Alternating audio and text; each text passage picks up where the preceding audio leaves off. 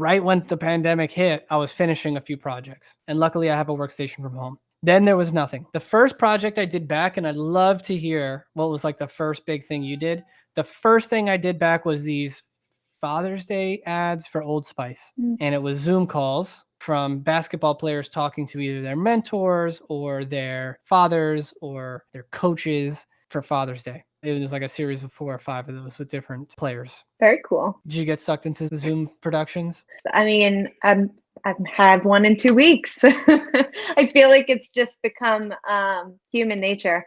You know, what's funny is we've actually been doing quite a lot of shoots while you're working from home, just because it's easier for everyone to not have to, you know, commute all the way there, even though you necessarily need everyone on set. I can't remember the first shoot that we had, I'll be honest, just because they're all blending in together because we do them so frequently. But we do a lot of, obviously, tabletop, knowing that I work on Dunkin'. So we work with some of the same vendors, and they're all incredible. They've, you know, make sure everything is safe on set. Obviously, we don't have talent because the talent is food.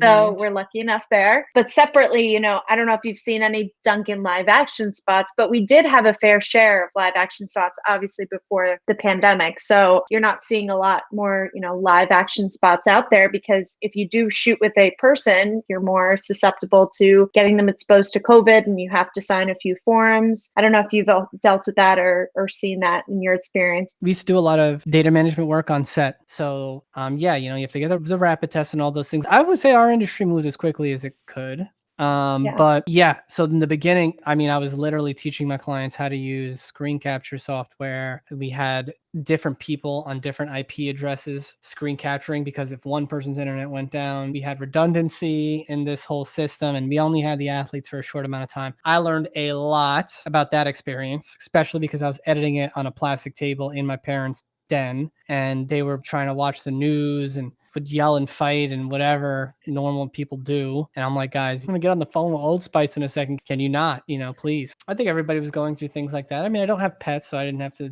do that, or no young kids. It was a lot of consulting. People were asking me, how do I do this or that with the limitations that they had? And so we had to learn and pick up things quickly. Thanks for watching that clip from the Creative and Account podcast.